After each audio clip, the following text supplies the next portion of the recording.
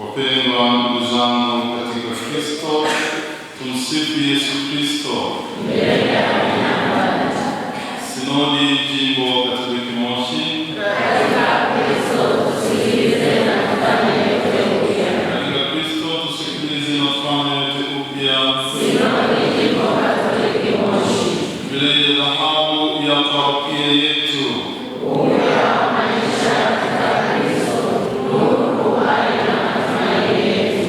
Katika Kristo nuru, uhai na matumaini yetu. Ndugu zangu wapendwa katika Kristo, kama nilivyodokeza katika utangulizi wa misa hii, leo kanisa linafanya kumbukumbu ya Bikira Maria, mama na Malkia. Tunamshukuru Mungu kwa ajili ya zawadi ya mama Bikira Maria katika kanisa, aliyekuwa mfuasi mwaminifu wa mwanawe wetu Yesu Kristo na ambaye amestahilishwa kushiriki furaha za milele mbinguni. Amevikwa taji na kufanywa kuwa malkia wa mbingu.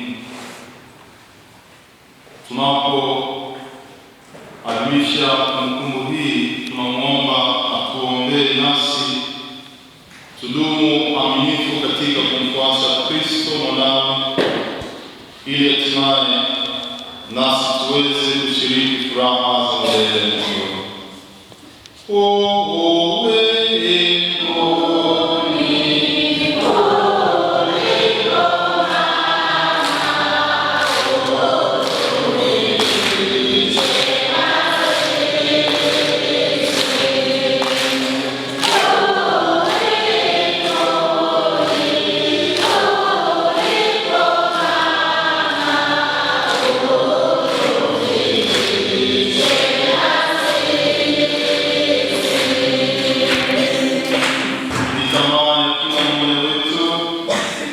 Kushiriki furaha za milele mbinguni pamoja na Maria na watakatifu wote.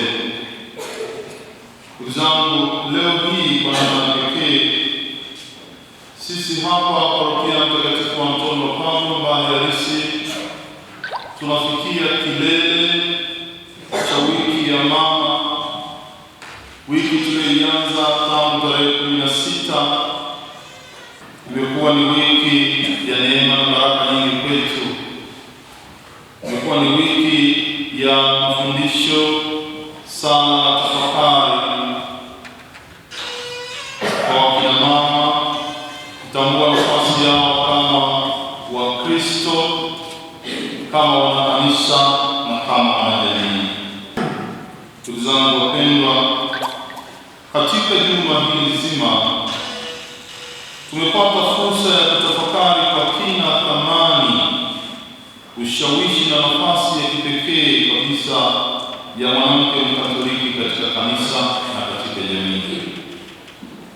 Tumemwona mwanamke kuwa si tu kiumbe wa kukamilisha uumbaji, bali ni nguzo inayobeba uhai, malezi na maendeleo ya watu kiroho na kimwili.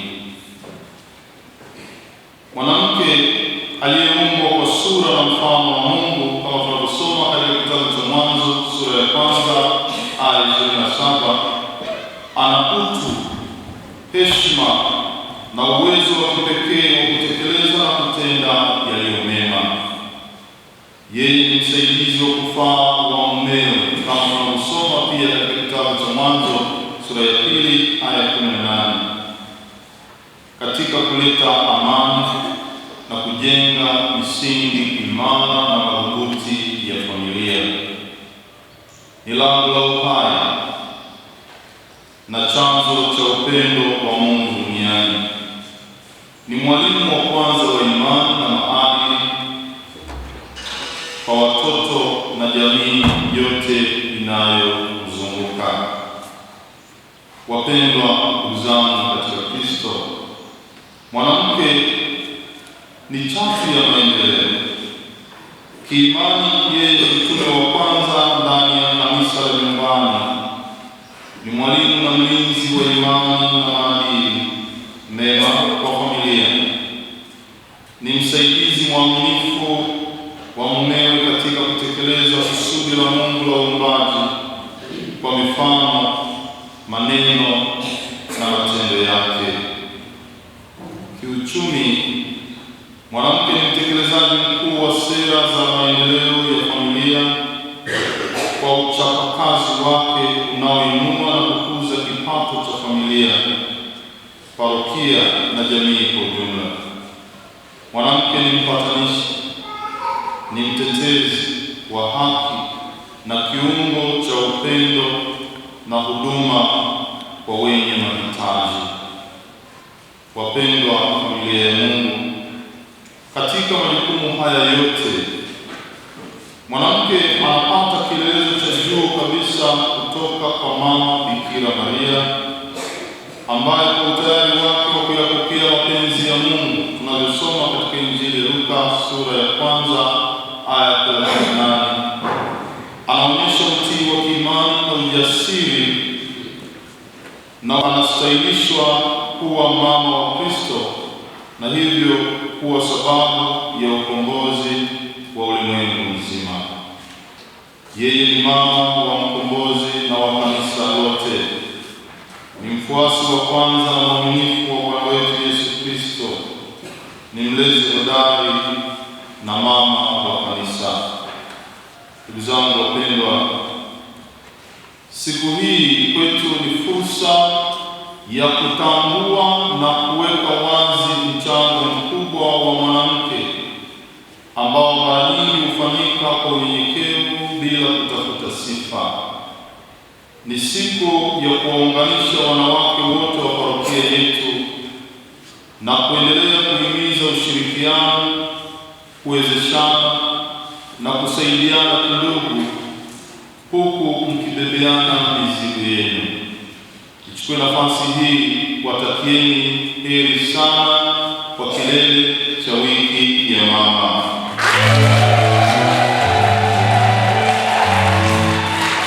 Tunawatambua wakina mama na tunatambua nafasi yenu katika kuwaunganisha na kuleta umoja wa jamii na kanisa. Kanisa ndilo chombo cha ukombozi wa mwanadamu. Pale mwanamke anapowezeshwa na kupewa nafasi, anakuwa kiungo muhimu na kichocheo cha umoja katika familia, jumuiya, parokia na jamii kwa ujumla.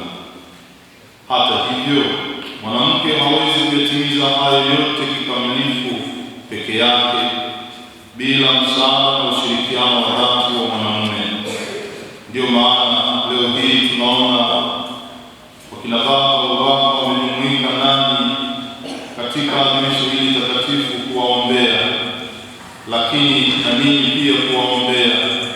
Tutambua kwamba katika ushirikiano huo wa baba na mama tunajenga familia imara, tunajenga jamii imara, tunajenga kanisa thabiti. Kumbe leo ni siku muhimu, sio tu kwenu ninyi wakina mama, lakini kwa wakina baba pia na kwa familia zetu zote katika parokia hii ya Mtakatifu Antonio Padua. Herini tena kwa kilele cha wiki ya mama. Kwa ufupi kabisa, katika somo la kwanza tunaona sifa za mwanamke hodari, mwenye hekima na mcha Mungu. Heshima ya kweli ya mwanamke haitoki nje yake, wala haitokani na uzuri na mitindo ya dunia hii, namna anavyojipamba na kadhalika, bali inatokana na uhusiano wake wa karibu na Mwenyezi Mungu. Kumcha Mungu ndiyo chanzo cha hekima na nguvu zake zote. Tunasoma katika waraka wa kwanza wa Mtume Paulo kwa Timotheo sura ya 2 aya 9 hadi 10. Mwanamke anapowanyoshea mkono maskini na wahitaji, anaakisi utume wa kanisa na kutoa huduma na upendo wa Mungu kwa wengine. Anakuwa nguzo muhimu ya matendo ya huruma katika jamii na katika kanisa. Katika somo la pili kutoka katika waraka wa Paulo mtume kwa Warumi sura ya 16 aya ya 1 hadi ya 6, tuna nafasi ya mwanamke katika kazi za utume na ujenzi wa kanisa la mwanzo. Mtakatifu Paulo anamtaja Febe kama mhudumu na mwezeshaji au msaada wa wengi. Tangu mwanzo wa kanisa, wanawake wamekuwa na nafasi rasmi na ya kipekee katika utumishi, uratibu na uendelezaji wa kazi za kitume pamoja na matendo ya huruma. Kwa kuwatambulisha Priscilla pamoja na mumewe Akila na kuwaita wafanyakazi pamoja naye katika Kristo Yesu, Mtakatifu Paulo anadhihirisha kuwa utume si wa viongozi wa kanisa pekee, bali wa taifa lote la Mungu. Waamini walei wakiwemo wanawake ni wadau muhimu na wamoja kwa moja katika kueneza Injili, kujenga kanisa na kumtangaza Kristo. Katika aya 6 Mtakatifu Paulo anamtambua Maria anaposema, msalimuni Maria aliyejitaabisha sana kwa ajili yenu. Anatambua juhudi, kujitoa na sadaka inayoonekana ya mwanamke katika kulitegemeza na kulikuza kanisa. Ndugu zangu wapendwa, katika somo la Injili kadiri ya Injili Luka sura ya 8 aya ya 1 hadi ya 3, tunaona ni wanawake waliosindikiza Yesu na kumtumikia kwa mali zao. Wanawake hawakuwa tu wasikilizaji wa pembezoni wa Kristo, bali walikuwa wanafunzi rasmi walioandamana naye. Hii inathibitisha usawa wa nafsi ya watu na haki ya mwanamke kushiriki kikamilifu katika maisha na utume wa kanisa. Tunaona walimtumikia Yesu kwa mali zao. Tangu mwanzo walikuwa nguzo kuu ya kiuchumi katika kutegemeza utume wa uinjilishaji na maisha ya Kristo, na leo hii ni nguzo muhimu kama ilivyokuwa kwanza katika kutegemeza utume wa kanisa, malezi ya wanakanisa na utume wa padre. Ndio maana kwa namna pekee katika jimbo letu kina mama umepewa jukumu la kusaidia malezi ya mapadri wa kesho, na kuna jambo muhimu kabisa ambalo litatekelezwa kijimbo mwezi Oktoba mwaka huu kwa ajili ya kutegemeza seminari yetu ndogo ya Mtakatifu Yakobo Kilemachini. Basi kila mmoja atambue kwamba amepewa heshima kubwa ya kuwezesha uendelezaji wa Injili, lakini malezi ya wana kanisa, mapadri wa kesho, na kwa namna pekee malezi yetu sisi mapadri.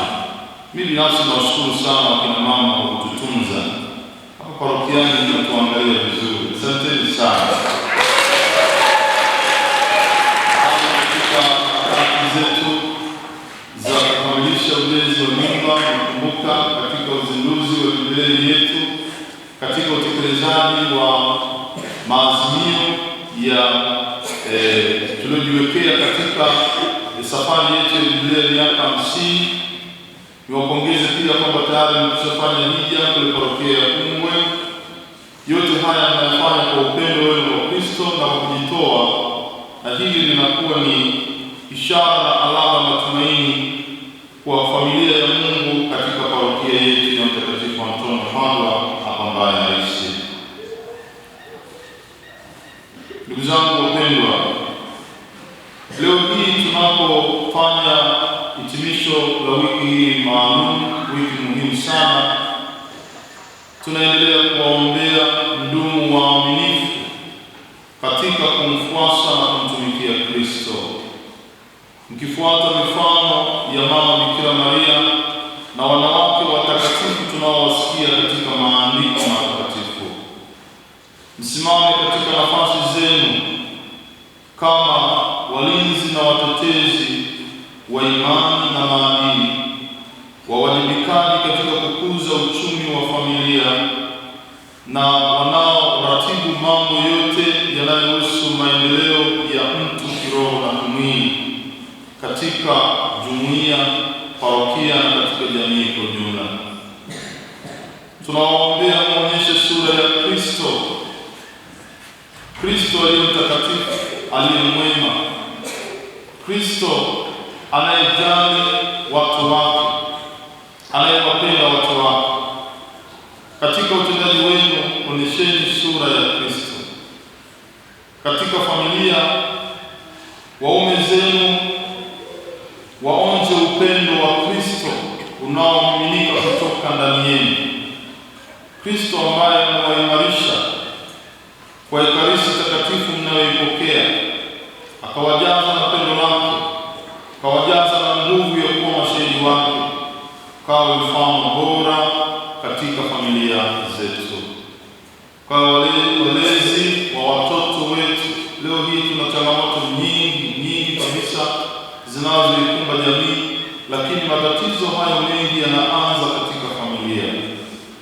Familia ambayo haina hofu ya Mungu, ambayo haikujisimika katika Mungu, inakuwa ni familia inayojihatarisha au kujiweka katika hatari kubwa ya kuvamiwa na mwovu Shetani. Na Shetani akisha jitwalia nafasi, anavuruga kweli, anaharibu kabisa. Kwa hiyo uharibifu unaanza ndani ya familia na unasambaa kwa jamii yote. Hii tunaongea habari ya wavuta bangi, tunaongea habari ya mlongo au ulevi, kuna pombe nyingi na nyingine hata majina yake hayajulikani. Lakini unaona zote zinanywewa na watu, wana familia. Sasa tunaweza kuongea habari ya wakina baba na vijana, lakini wako pia wakina mama wenzenu ambao ni wanywaji wazuri tu, wanaokunywa kweli kweli. Leo hii tunaongea habari ya kukosekana kwa uaminifu katika ndoa, uaminifu katika biashara na mambo mengine kama haya. Leo hii tunaongea habari ya masuria. Okay, kuna vijana wengi ambao wanaishi maisha ya unyumba bila ndoa au masuria. Haya yote yanaelezea udhaifu mkubwa wa kiimani katika familia. Tunamwomba Mungu katika maadhimisho ya jubilei yetu ya miaka 50 atujalie, ili tuweze kweli kubandukana na haya yote yasiyompendeza Mungu, kama tunavyosali katika ile sala yetu, na kujifungamanisha zaidi na Kristo na kuyakumbatia yale yanayokuza imani yetu, yanayoimarisha na kukuza imani yetu, yanayotuwezesha kumuonyesha Kristo, kumtambulisha Kristo, kwa kumuonyesha Kristo katika maisha yetu. Basi nawaombea ili tuendelee kuwa nguzo imara katika imani na katika malezi ya familia. Kwa namna pekee tunaombea wakina baba, ninyi ni vichwa vya familia, ninyi ni walinzi wa imani. Msimame katika nafasi yenu kama Mtakatifu Yosefu, kama watunga sera, kama viongozi, na kushirikiana na wake zenu. Kwa pamoja mnajenga familia imara, na familia imara zinajenga kanisa imara, na kanisa imara linajenga jamii imara ya watu wa Mungu. Ndugu zangu wapendwa, na watakieni basi heri na furaha katika adhimisho lenu siku hii ya leo, na ninawaombeni uimarisho zaidi katika imani, na kila mmoja asimame katika nafasi yake kama shahidi mwaminifu wa Kristo. Herini tena kwa kilele cha wiki ya mama, herini kwa sikukuu yenu.